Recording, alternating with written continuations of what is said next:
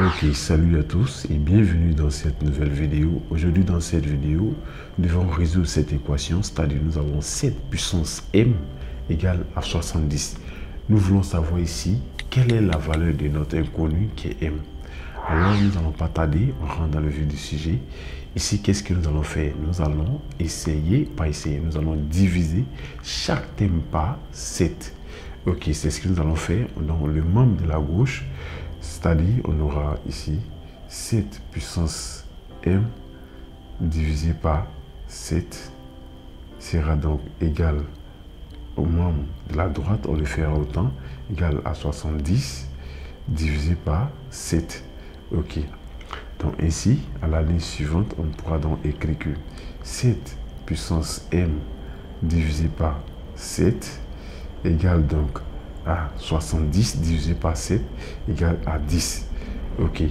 Donc ce qui me permet ici de rappeler une toute petite formule avant de pouvoir avancer aisément est que lorsque nous avons a puissance m sur a puissance n, ceci me donne égal à a puissance m moins n. Ok. Donc, au regard de cette petite formule, je peux donc en déduire à la ligne suivante que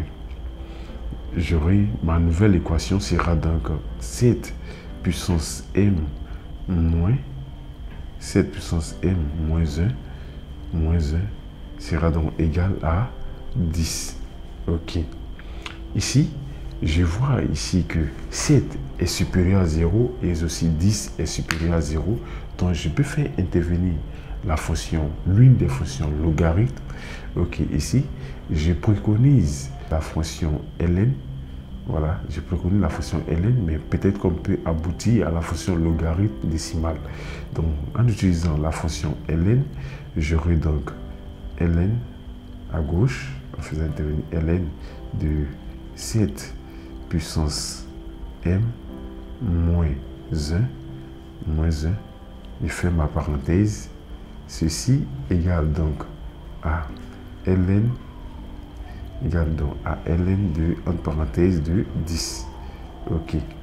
D'abord, je rappelle ici une formule très importante encore, et que lorsque j'ai ln entre parenthèses de a, d'un nom petit a puissance n, ok, ceci est égal donc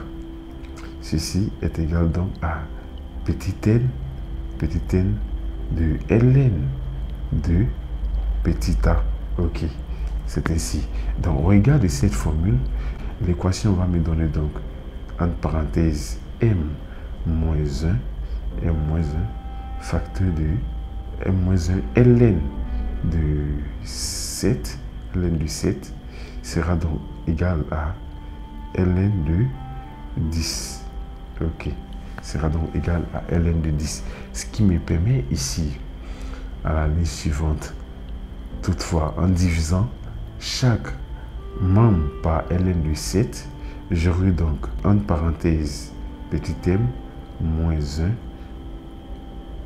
1 ln de 7. On divise par ln de 7 car ln de 7 est différent de 0. Donc divisé par ln de 7 sera donc égal à, je le fais autant pour le membre de la droite, égal à ln de 10 sur ln de 7. Ok. Sur ln de 7. Ce qui me permet ici d'en déduire que en simplifiant par ln de 7, à gauche, on aura donc m moins 1.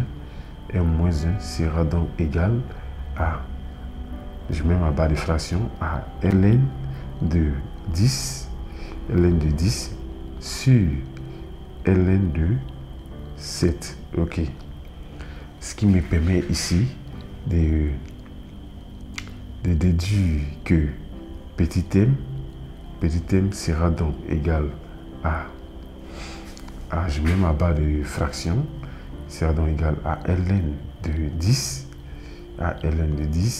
sur ln de 7. Ok, ln de 7. Donc quand le moins 1 passe à droite, donc ça fait plus 1, plus 1. Ici, je peux essayer de modifier, pas modifier un peu, mais d'écrire autrement ce résultat que nous avons obtenu. Mais bien avant cela, je vais rappeler une toute petite formule encore qui va nous aider à réécrire autrement ce résultat. Et que lorsque nous avons très important, lorsque nous avons ln de, en parenthèse, de A sur ln de, en parenthèse, de B, ceci égale donc à la fonction logarithme dans la base petit b de A. Ok. À travers cette formule, je peux donc dire à la ligne suivante ici que petit m égale donc à la fonction logarithme dans la base 7 de 10. De 10, je ferme ma parenthèse, plus 1. Donc voici notre valeur recherchée de m. Ainsi, si cette vidéo vous a été utile, n'oubliez pas de lâcher un pouce bleu, de vous abonner pour ceux qui ne sont pas abonnés et on se retrouve dans une future vidéo. Au revoir.